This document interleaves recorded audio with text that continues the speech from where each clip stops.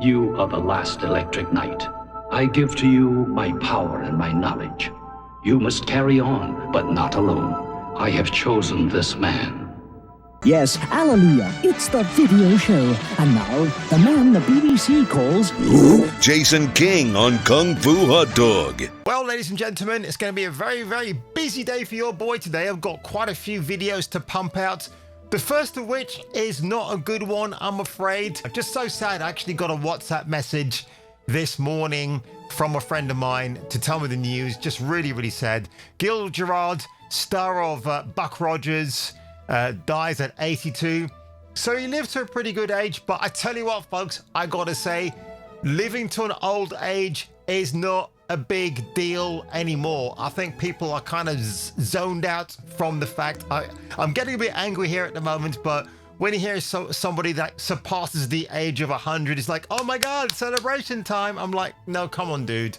It's not. You just, to me, you're like a burden to other people. And man, when your time to bow out is there, just bow out like an absolute bro. Do you know what I mean?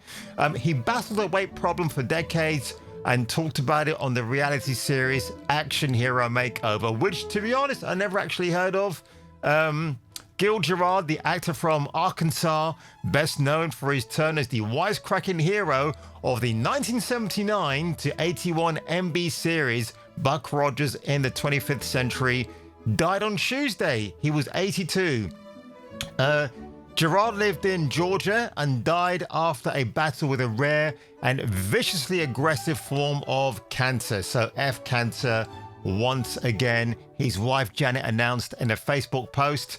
In 1977, films GERARD had played Lee Grant's romantic interest in Airport 77 and had starred as a moonshiner in the Appalachia set comedy Hooch when he was approached to star in Buck Rogers, co-produced by the legendary but quite narcissistic Glenn A. Larson at Universal Television, based on the popular comic strip character most famously featured in a 1939 movie serial that starred champion Olympic swimmer Buster Crabbe, who you know as Flash Gordon in those serialized TV shows back in the day. And they're still good to watch, actually.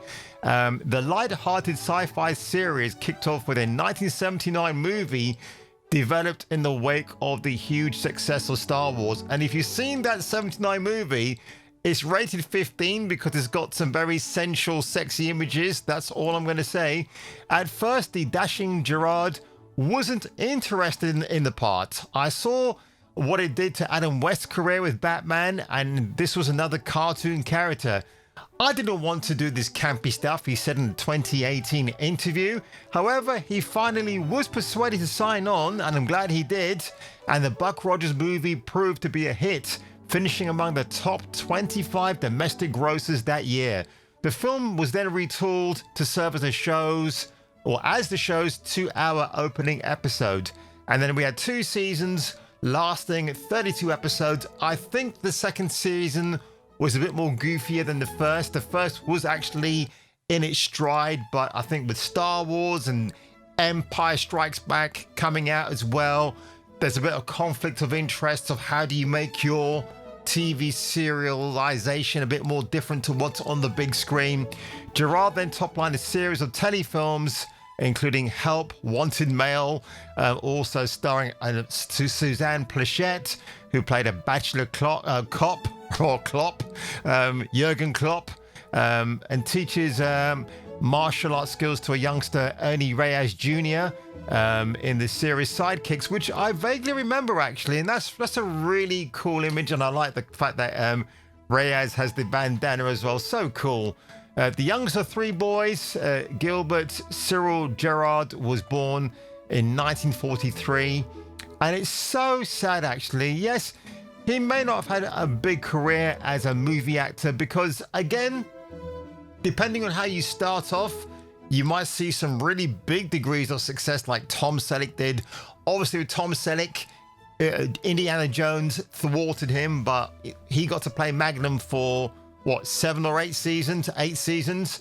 So I'm glad we had that, to be honest, as a legacy. But to be honest, if he did get to Indiana Jones, he could have still carried on with the show anyway as Magnum, so he would have had the best of both worlds. But you know what? My condolences to Janet, his wife, and obviously any other family members regarding GIL's career. Quick Bobby Wygant, or Wigant, I don't know how you pronounce his surname. I'll show you a quick clip here of Gerard being interviewed by Bobby right here. It's a full volume here. I'm comfortable. I've been.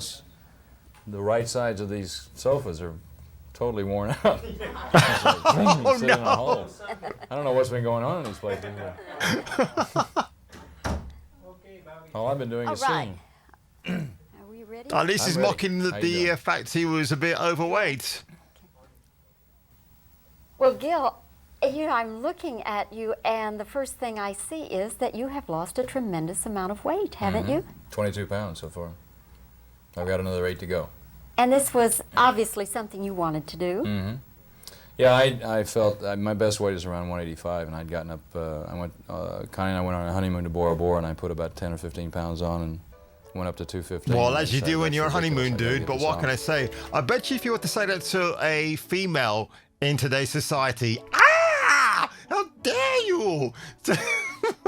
Oh boy, it's nice that you actually sat in front of Bobby and was just very matter of fact. I think with her, she just sort of asked any random question, so you really weren't prepared for what she was going to ask you, and you're either honest and I guess she's such a nice lady, Bobby, you wouldn't be mean to her, right? So I get that. But just some news for you here, folks. Just for a very quick video, really sad. I know we all get old over time, and for some of us, the Grim Reaper might come knocking on our door a bit more sooner than you think.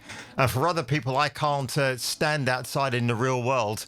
I wish it would happen sooner to them more than later.